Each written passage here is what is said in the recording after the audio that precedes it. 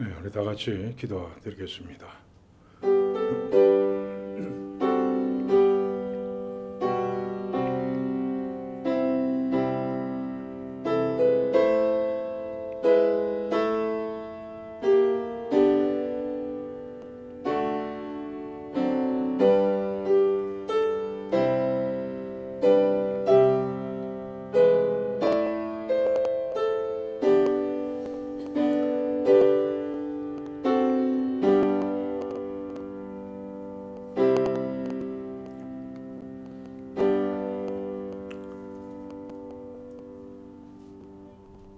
하나님 아버지, 이렇게 비바람이 치는 가운데서도 저를 지켜주셔서 이 자리에 나오게 하심을 감사드립니다.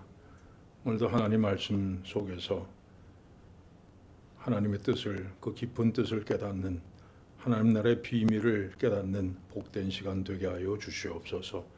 예수님의 이름으로 기도하옵나이다. 아멘. 94장 찬송 부르시고 신보영 권사님 기도하시겠습니다.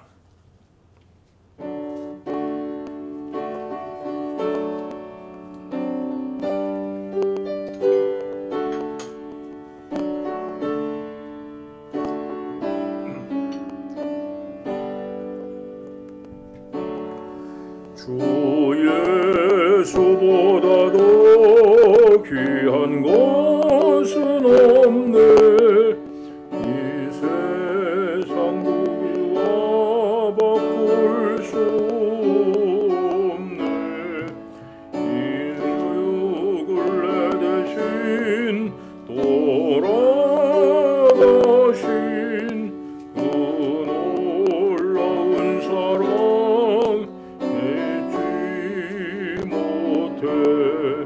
세상 즐거움 다 버리고 세상 자랑 다 버렸네. 주 예수보다도 귀한 것은 없네. 예수밖에는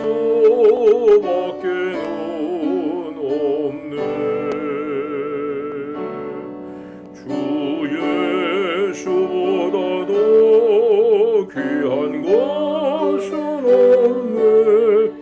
이 세상 명예와 바꿀 수 없네. 이전에 즐기던 세상 일도 주 사랑하는 마음 뺏지 못해. 세상 즐거움 다 버리고 세상 자랑 다 버렸네. 주 예수보다도 귀한 것은 없네. 예수밖에는 없네. 주 예수보다도 귀한 것은 없네. 이 세상 행복과 바꿀 수 없네. 유혹과 핍박이 몰려와도 주 섬기는 내 맘 변치 않아. 세상 즐거움 다 버리고 세상 자랑 다 버렸네. 주 예수보다도 귀한 것은 없네. 예수밖에는 없네.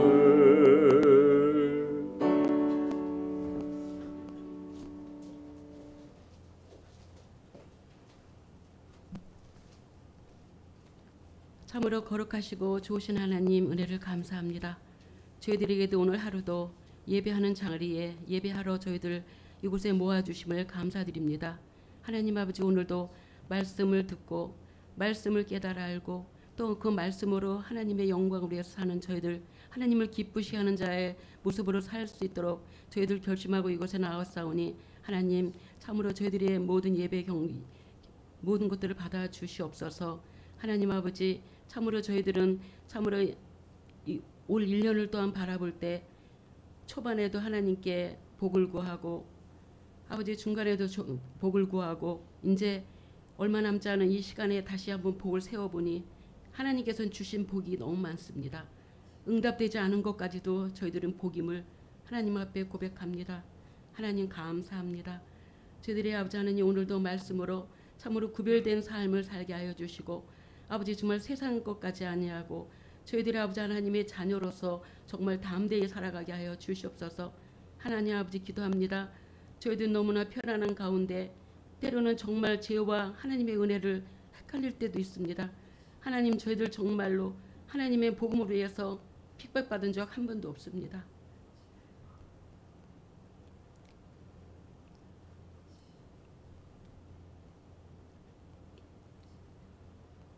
하나님 아버지 감사합니다. 우리 젊은이들 있을 자리 없을 자리, 정말로 있어야 될 자리, 예배 자리를 분간할 수 있는 저희들 다음 세대들 되게 하여 주시옵소서. 하나님 아버지, 오늘도 우리 목사님 말씀을 준비하셔서 저희들에게 들려주실 때 하나님 정말 저희들 귀가 열리고 마음이 열리고 정말 하나님 앞에 진실되고 진실한 마음으로 이 말씀을 듣게 하여 주시옵소서. 우리 목사님 수고하고 애쓴 모든 시간들을 기억하여 주시고 우리 목사님을 더욱더 사랑하여 주시옵소서. 오늘도 이 시간을 주님 앞에 모든 것을 바치며 예수님의 이름으로 감사하며 기도합니다. 아멘.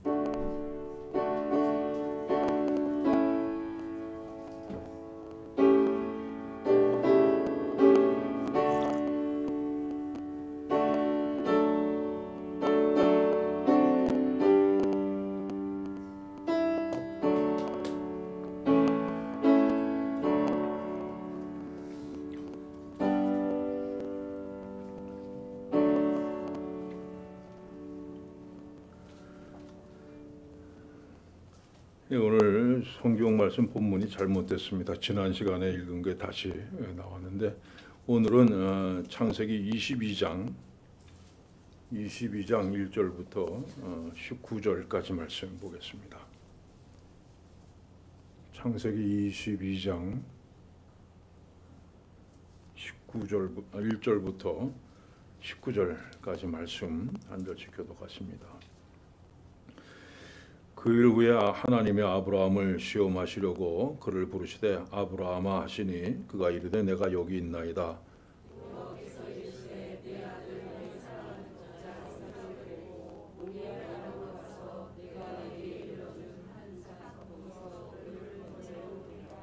아브라함이 아침에 일찍 일어나 나귀 한 장을 지우고 두 종과 그의 아들 이삭을 데리고 번제에 쓸 나무를 쪼개어 가지고 떠나 하나님이 자기에게 일러주신 곳으로 가더니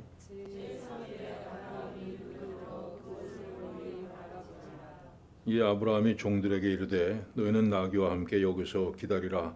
내가 아이와 함께 저기 가서 예배하고 우리가 너희에게로 돌아오리라 하고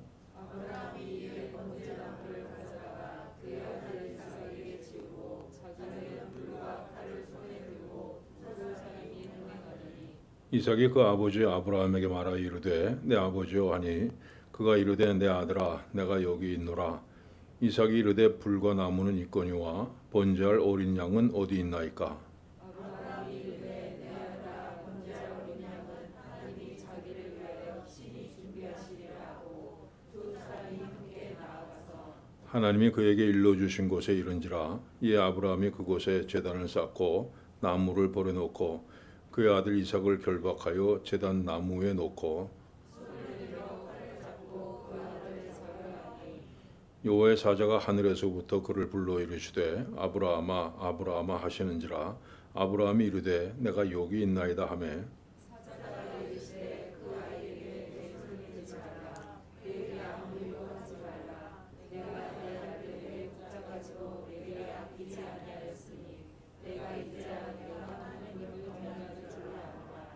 아브라함이 눈을 들어 살펴본 적 한 순양이 뒤에 있는데 뿔이 수풀에 걸려 있는지라 아브라함이 가서 그 수장을 가져다가 아들을 대신하여 번제로 드렸더라.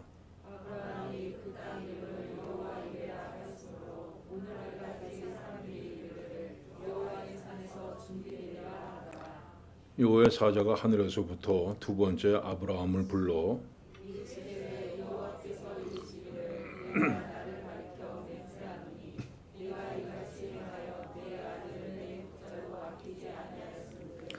내가 네게 큰 복을 주고 네 씨가 크게 번성하여 하늘의 별과 같고 바닷가의 모래와 같게 하리니 네 씨가 그 대적의 성문을 차지하리라.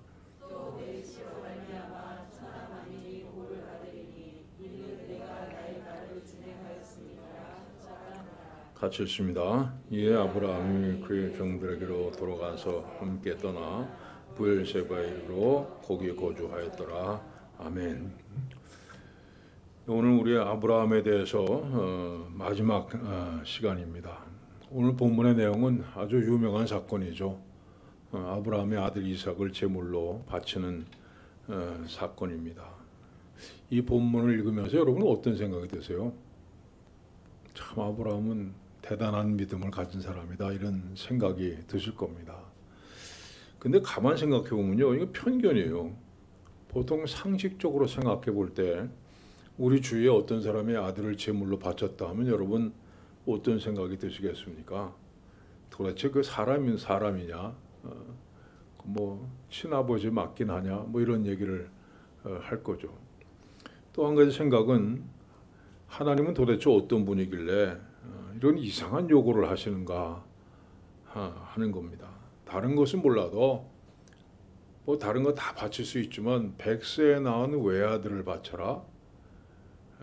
이건 너무 무리한 요구가 아니냐 하는 생각이 듭니다. 그러나 성경이요 이런 얘기를 하려고 기록된 것은 아닙니다. 그 안에 중요한 이유들이 있고 또 우리에게 그것을 통해서 하시고자 하는 그 말씀이 거기에 있기 때문입니다. 먼저 이런 사건이 지난 후에 하나님의 아브라함에게 주신 복을 한번 봅시다. 내가 네게 큰 복을 주고 네 씨가 하늘의 별과 같고 바닷가의 모래와 같게 하리니 그 대적의 성문을 차지하리라. 또 네 씨로 말미암아 천하 만민이 복을 받으리니 이는 내가 나의 말을 준행하였음이라 하셨다 하니라. 자, 아브라함이 하나님 말씀에 순종해서 아들을 제물로 바치고 난 다음에 하나님께서 이런 복을 주셨습니다. 그러면 창세기 12장 맨 처음에 하나님께서 부르실 때 하신 말씀을 한번 비교해 봅시다. 내가 너로 큰 민족을 이루고 내게 복을 주어 내 이름을 창대하게 하리니 너는 복이 될지라. 너를 축복하는 자에게는 내가 복을 내리고 너를 저주하는 자에게는 내가 저주하리니 땅의 모든 족속이 너로 말미암아 복을 얻을 것이라 하신지라. 이 복과 나중에 하나님 주신 복의 차이점이 뭡니까? 자, 여러분 잘 보세요. 여기 보면 씨라는 말이 나오죠. 네 씨. 근데 처음에 창세기 12장에서 하신 말씀에는 그냥 큰 민족을 이루겠다, 창대하게 하겠다 하는 말씀만 있지 거기 씨라는 말씀이 들어가 있지 않습니다. 여러분 이 씨라는 문제는요 상당히 중요한 문제입니다. 이 말씀 다시 한번 봅시다. 또 네 씨로 말미암아 천하 만민이 복을 받으리니 이는 내가 나의 말을 준행하였음이라 하셨다 하니라. 여러분 씨가 뭐예요? 씨는 결론부터 얘기하면요 예수 그리스도를 뜻합니다. 네 씨로 말미암아 천하 만민이 복을 받으리니 이 말씀은요 예수 그리스도를 통해서 천하 모든 만민이 복을 받는다 하는 그런 말씀이죠. 그 증거가 있습니다. 봅시다. 이 약속들은 아브라함과 그 자손들에게 말씀하신 것인데 여럿을 가리켜 그 자손들이라 하지 아니하고 오직 한 사람을 가리켜 네 자손이라 하셨으니 곧 그리스도라. 예. 사도 바울은 갈라디아서에서 그 씨가 바로 그리스도다 이렇게 분명히 얘기를 하고 있습니다.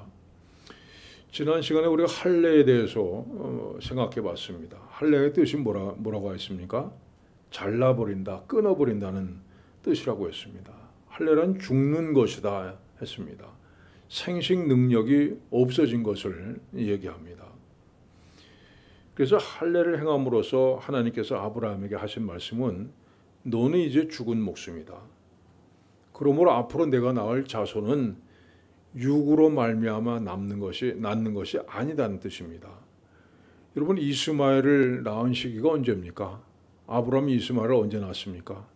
할례 전입니까? 할례 후입니까? 할례를 받지 않았을 때 이스마엘을 낳습니다. 그러면 이삭은 언제 낳습니까?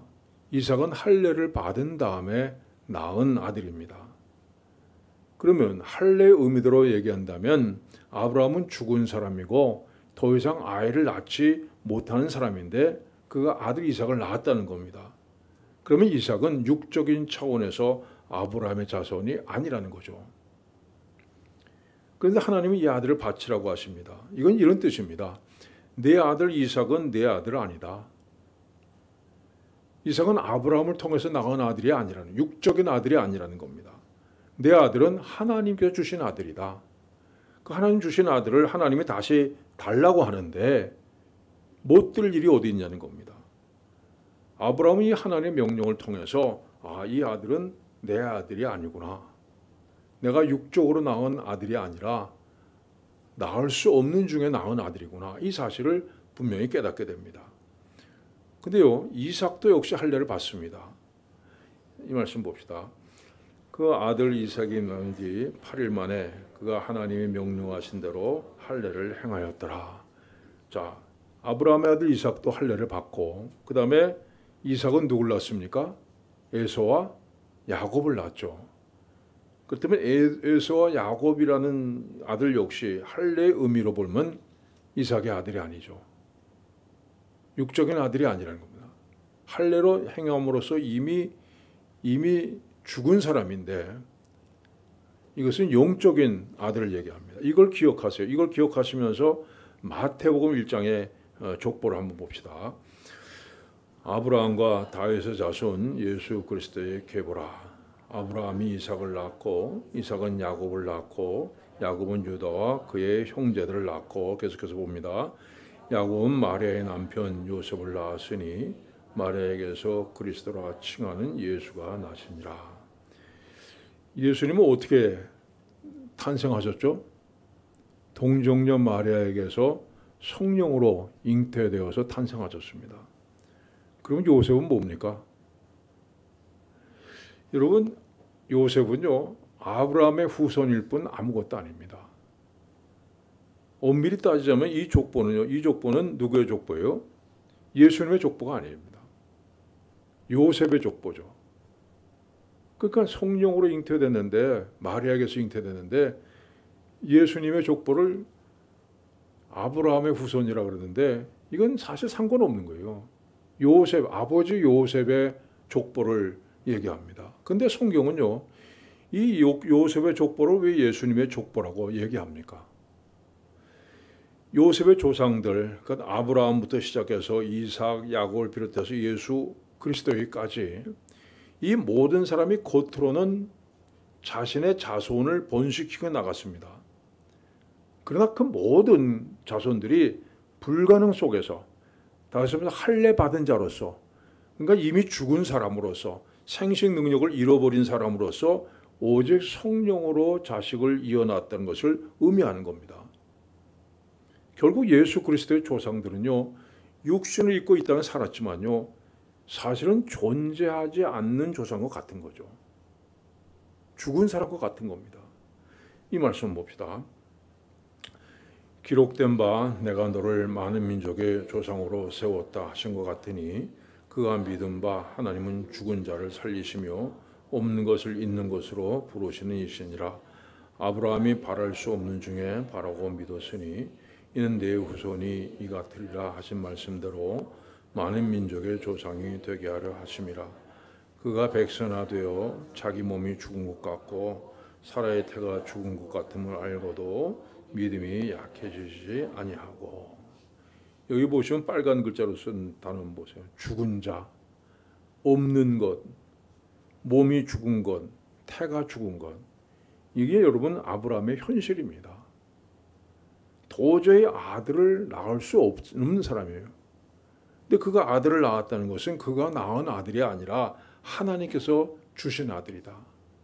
자신이 육적으로 나오는 아들이 아니라 이건 분명히 하나님께서 주신 아들이란 뜻입니다. 그러면 우린 누굽니까? 우리 역시 아브라함의 후손이죠. 우리가 성경 읽을 때마다 아브라함아 이렇게 부르시고 뭐 아브라함의 후손 이스라엘 뭐 얘기하는 게 우리하고 무슨 상관이 있어요, 사실? 이스라엘 역사 아닙니까? 근데 우리하고 상관 있는 것은 우리도 아브라함의 후손이기 때문이에요. 아브라함처럼 믿음으로 의롭다함을 받은 그런 사람들입니다. 이삭이 하나님의 약속으로 태어난 것처럼 우리도 역시 하나님의 약속으로 태어난 사람들이기 때문입니다. 다시 한번 여러분 앞에서 읽은 본문을 다시 한번 봅니다. 내가 네게 큰 복을 주어 네 씨가 크게 번성하여 하늘의 별과 같고 바닷가의 모래와 같게 하리니 네 씨가 그 대적의 성문을 차지하리라. 또 네 씨로 말미암아 천하 만민이 복을 받으리니 이는 내가 나의 말을 준행하였음이라 하셨다 하니라. 여러분이 뒤에 나오는 네 씨로 말미암아 천하 만민이 복을 받으리니 이건요 원문 성경을 보면 단수로 되어 있습니다. 씨가 하나예요. 이건 누굴 가리킨다고 그랬습니까? 예수 그리스도를 가리킨다고 그랬어요. 근데 앞에 나오는 네 씨가 크게 번성하여 네 씨가 그 대적의 성문을 차. 이 씨는요 원문의 복수로 사용됐습니다. 그러니까 후손들을 뜻하는 거죠. 자, 그러면 이 복수인 네 씨는 누굴 가리키는 단어입니까? 물론 아브라함의 여러 후손들을 가리키지만 결국에는 우리들을 가리키는 거죠. 예수를 믿는 사람들을 가리키는 거예요. 다시 말해서 오늘날 교회 공동체를 뜻하는 단어입니다. 예수를 믿는 사람들이 하늘의 별과 같이 많아지고 또 바닷가의 모래와 같이 많아질 것이라 이 예언은 그대로 성취됐습니다. 오늘날 전 세계에 하늘의 별처럼 많은 사람들이 그리스도인들이 하나님을 찬양하고 있고요. 바닷가의 모래와 같이 그런 교회들이 하나님 앞에 예배를 드리고 있습니다. 그리고 본문은요. 우리 그리스도인들의 미래에 대해서 분명히 얘기하죠. 네 씨가 그 대적의 성문을 차지하리라. 여러분 성문을 차지한다는 건 무슨 뜻입니까? 전쟁을 할 때 성문을 차지하면 전쟁이 끝나는 겁니다. 이기는 거예요. 아무리 견고한 성이라고 해도 성문이 부서지면요 전쟁은 끝나는 겁니다. 그래서 네 씨가 그 대적의 성문을 차지하리라. 이 말씀은요 믿는 우리들이 언젠가는 이 세상의 악한 세력과 싸워서 승리하게 될 거란 말씀입니다. 마지막에는 이 땅의 모든 악한 권세를 물리치고 승리의 노래를 부를 것이라는 그런 하나님의 예언의 말씀입니다. 하나님께서 이것을 이미 아브라함을 부르실 때부터 미리 계획하시고 우리에게 말씀하셨습니다. 자, 이제 또 단락을 바꿔서 한번 봅시다. 아브라함이 눈을 들어 살펴본 적 한 순양이 뒤에 서 있는데 뿔이 수풀에 걸려 있는지라. 아브라함이 가서 그 수장을 가져다가 아들을 대신하여 번제로 드렸더라. 아브라함이 그 땅 이름을 여호와 이레라 하였으므로 지금까지 사람들이 이르기를 여호와의 산에서 준비되리라 하더라. 여호와 이레 우리 많이 쓰죠. 뭐 좋은 일 생기면 여호와 이레 하나님께서 준비하셨다 이런 기뻐하는데 여러분 이 말은요 단순히 뭐 아브라함이 아들 대신에 그 바칠 순양을 준비하셨다 그런 뜻입니까? 그건 아닙니다. 여호와 이레는 그렇게 되면요 지극히 개인적인 단어예요. 내 모든 것을 바치고 아들까지 바치니까 하나님께서 복을 예비해 주셨다. 피할 길을 주셨다. 이렇게 해석이 되죠. 이건 상당히 지극히 개인적인 그런 복입니다. 여러분 이것은 단순히 아브라함 개인에 대한 얘기가 아닙니다. 자, 아브라함이 얼마나 순종하는가, 내 아들까지 바치는가 보시고 하나님이 아브라함에게 복을 주셨다 이 얘기가 아니라는 겁니다. 보다 더 큰 것, 하나님께 예비해 놓으신 보다 더 큰 것을 보여주시려는 하나님의 계획입니다. 여러분, 이건 아브라함 개인에 대한 얘기가 아니라 전 인류 역사에 대한 얘기입니다. 하나님께서 앞으로 인류 역사 가운데 어떤 일이 일어나게 될 것인가를 미리 보여주시기 위해서, 무엇을 준비하셨는가를 보여주시기 위해서 아브라함을 모리아산에 부르신 겁니다. 그래서 이 얘기는요, 순종하는 자에게 복을 주신다 이런 얘기가 아니라 순종하는 자에게는 하나님께서 예비하신 일이 무엇인가를 보여주신다 이런 차원으로 해석이 되어야 됩니다. 그러면 하나님께서 모리아산에서 보여주시고 한 것은 뭡니까? 봅시다. 자, 말씀 한번 봅시다. 아브라함이 그 땅 이름을 여호와 이레라 하였으므로 오늘날까지 사람들이 얘기를 여호와의 산에서 준비되리라 하더라. 여기 보면요, 그 땅 이름이라는 것이 나오고요. 그 다음에 여호와의 산이라는 말이 나옵니다. 둘 다 어떤 특정한 지역을 가리키는 그런 단어죠. 그러면 여호와 이레라는 말과 여호와의 산이라고 하는 것이 무엇을 의미하는지를 살펴봅니다. 오늘 본문에서 여호와의 산, 여호와 이레 이렇게 불리는 모리아 산 아래에 작은 봉우리가 하나 있습니다. 이 산이 바로 갈보리라고 불리는 산이에요. 예수님께서 십자가에 달리신 골고다 언덕을 뜻합니다.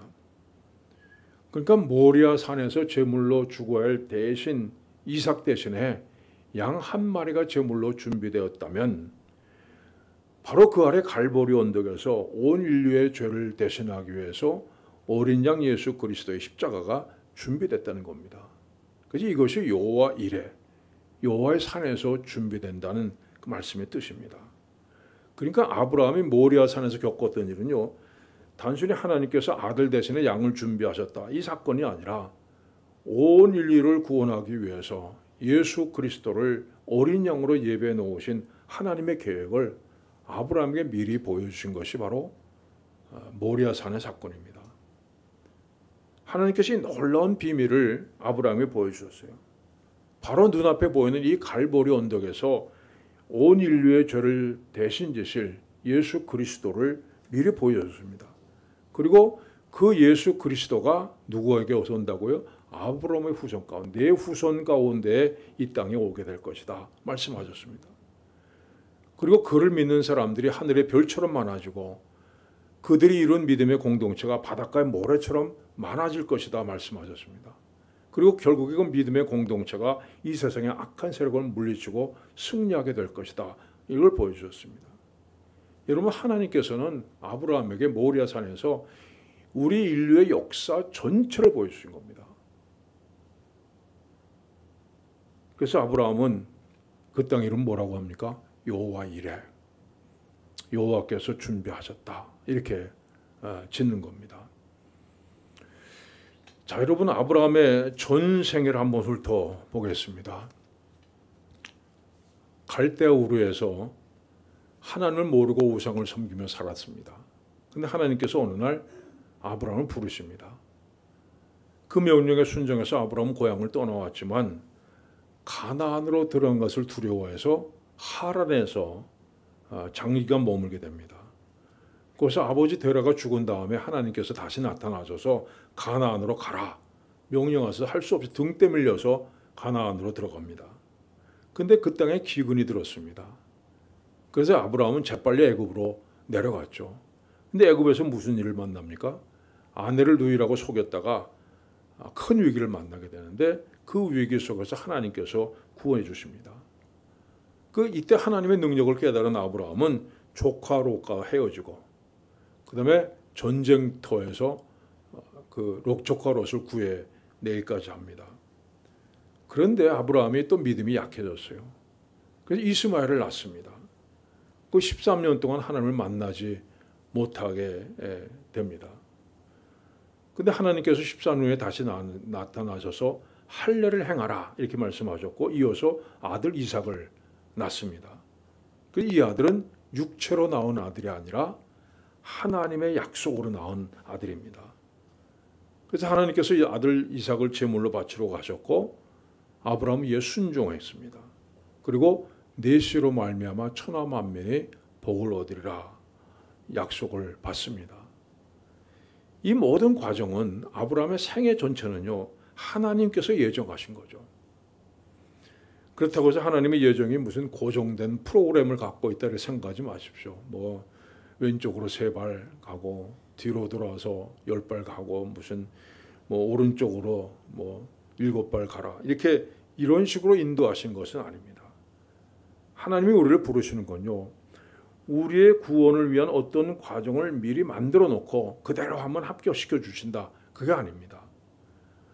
하나님은 먼저 어떤 목표를 세워 놓으십니다. 그리고 우리를 그 목표로 인도하시기 위해서 설득하십니다.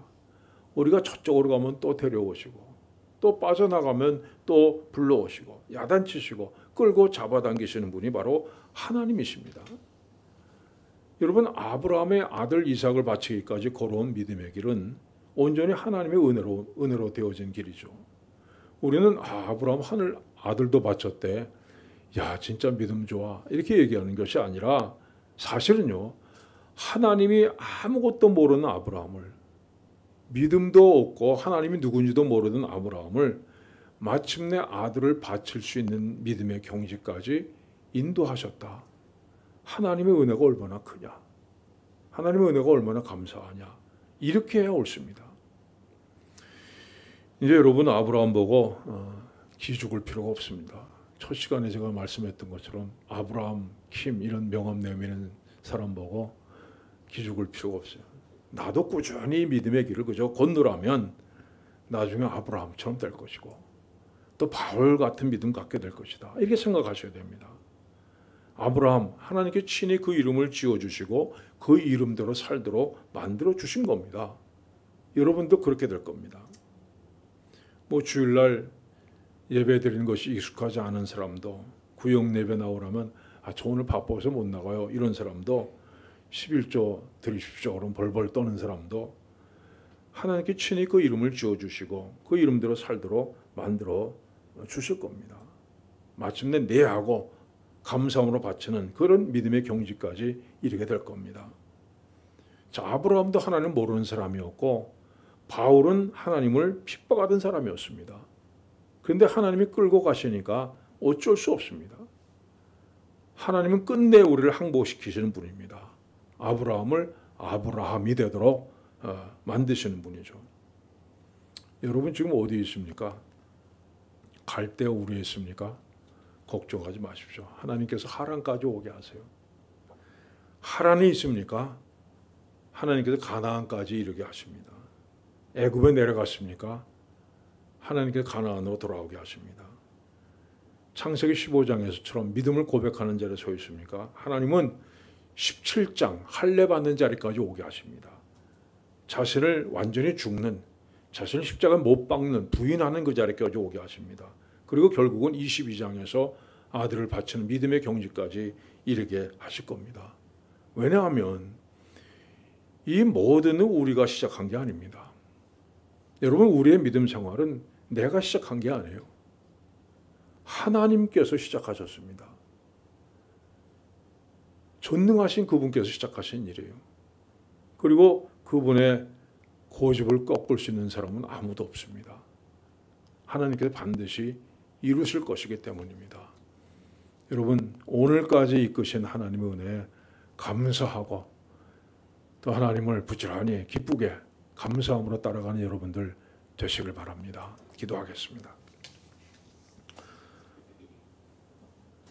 하나님 아버지, 이 세상이 전부인 줄 알고 이 세상 가운데서 살아가던 우리들을 부르시고 하나님의 살아계심을 깨닫게 하시고 예수께서 날 위해 십자가에 달리셨음을 깨닫게 하시고 꾸준히 오늘까지 믿음의 길을 걷게 하신 것을 감사드립니다. 하나님 아버지, 아브라함처럼 온전한 믿음까지 이르는 우리를 되게 하여 주시옵소서. 세상의 모든 것 다 가지는 것보다도 온전한 믿음 가지는 것, 그것이 훨씬 더 가치 있고 또 감사한 일인 줄 알고 하나님 아버지 온전한 믿음을 갖기 위해서 힘쓰는 우리들 되게 하여 주시옵소서. 우리의 믿음 생활 하나님께서 시작하신 것을 저희들이 분명히 믿습니다. 하나님께서 완성해 나가실 것을 또한 믿습니다. 예수님의 이름으로 기도하옵나이다. 아멘. 384장 찬송하시고 주기도문 하시므로 예배 마칩니다.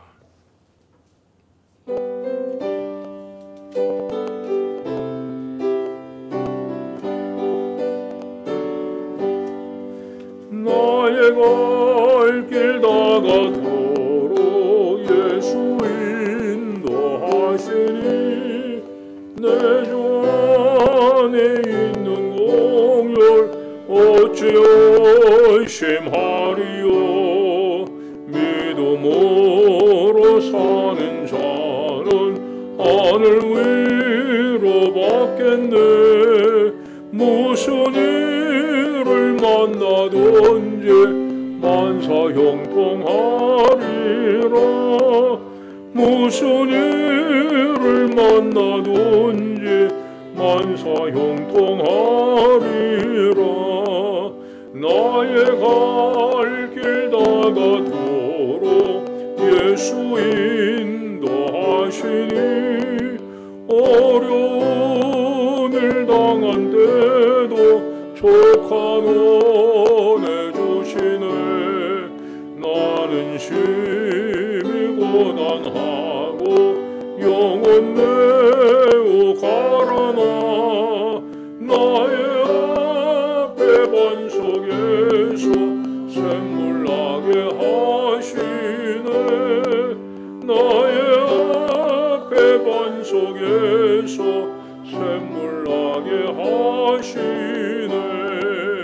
나의 갈 길 다가도록 예수 인도하시니 그의 사랑 어찌 큰지 말로 할 수 없도다. 성령 담아 받은 영혼 하늘 날아갈 때에 영영 부를 나의 찬송 예수 인도하셨네. 영영 부를 나의 찬송 예수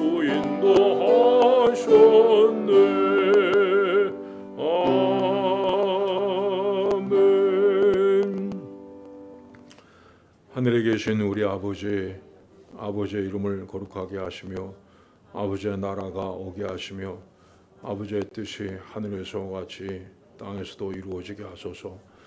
오늘 우리에게 일용할 양식을 주시고 우리가 우리에게 잘못한 사람을 용서해 준 것 같이 우리 죄를 용서해 주시고 우리를 시험에 빠지지 않게 하시고 악에서 구하소서. 나라와 권능과 영광이 영원히 아버지의 것입니다. 아멘.